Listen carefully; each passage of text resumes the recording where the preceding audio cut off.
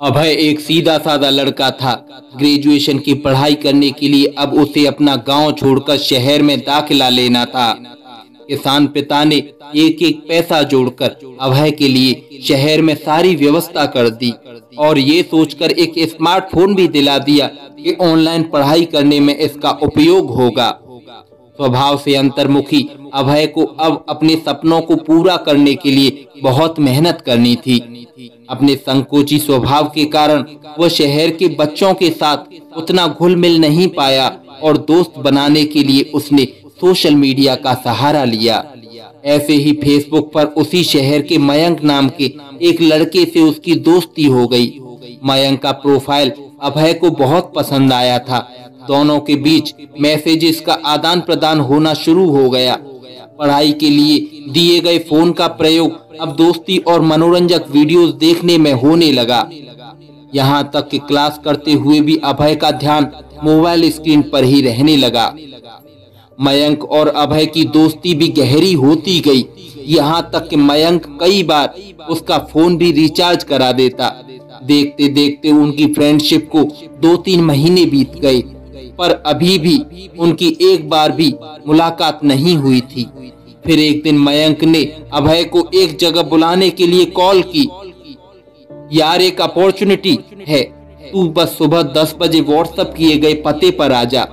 अब पढ़ाई के साथ साथ तू हर महीने 5,000 रुपए भी कमा सकता है और इसी बहाने हम दोनों पहली बार फेस टू फेस मिल भी लेंगे। अभय की खुशी का ठिकाना नहीं था। दोस्त से मिलने की खुशी और पैसा कमाने का अवसर मिलने की बात से वो फूला नहीं समा रहा था। अगले दिन वह सुबह जल्दी उठा और तैयार होकर मयंक के दिए गए पते की ओर बढ़ गया। वो जगह शहर से कुछ दूर थी, इसलिए अभय उधर जा रही एक बस पर सवार हो गया। 1 घंटे के सफर के बाद आखिरकार वो पूछते पाछते दिए हुए पते पर पहुंचा। अभी वो दरवाजा खटखटाता कि इससे पहले एक कार उसके पास आकर रुकी। उसमें से 45-50 साल का एक अधेड़ व्यक्ति बाहर निकला और बोला, सुनो बेटा, क्या तुम्हारा नाम अभय है? जी अंकल, अभय बोला। मुझे मयंक ने भेजा है। दरअसल अचानक मीटिंग का स्थान बदल गया है।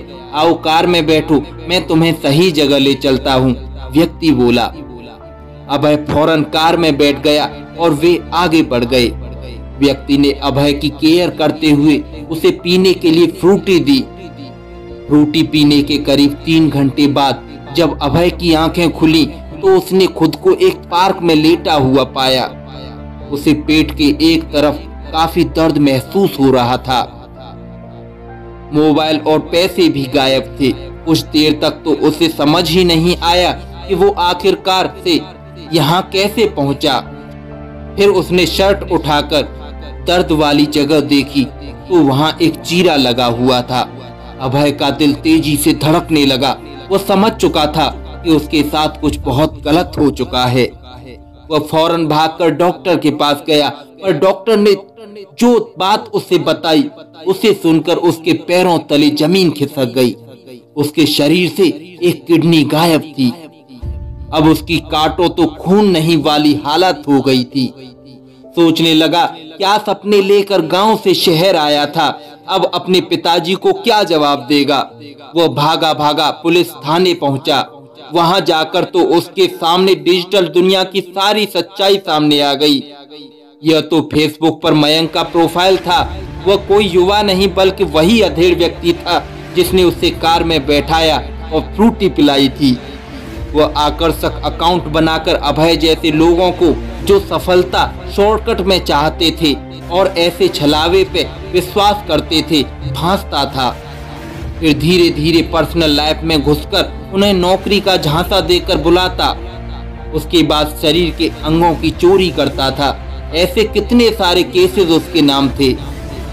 सोशल मीडिया पर सोशल ना होकर अगर अभय वास्तविक दुनिया में सोशल होता तो शायद ऐसी नौबत ही नहीं आती।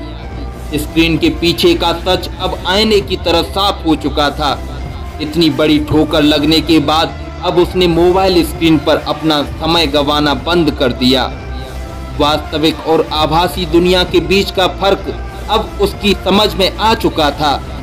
पर बहुत कुछ खोने के बाद दोस्तों, ऑनलाइन वर्ल्ड में किसी पर आंखें मूंद कर विश्वास करना आपको मुसीबत में डाल सकता है। इसलिए सोशल मीडिया और इंटरनेट का प्रयोग पूरी सावधानी के साथ करें, ताकि आपको कभी भी अभय की तरफ पछताना ना पड़े। धन्यवाद दोस्तों। हमारे ऐसे और भी मोटिवेशनल वीडियोस देखने के लिए हमारे चैनल बिग थिंकिंग को सब्सक्राइब कर लें, बेल आइकन को प्रेस कर दें, जैसे कि आने वाले लेटेस्ट वीडियो आपको सही समय तक मिल सकें। धन्यवाद। जय हिंद। वंदे मातरम।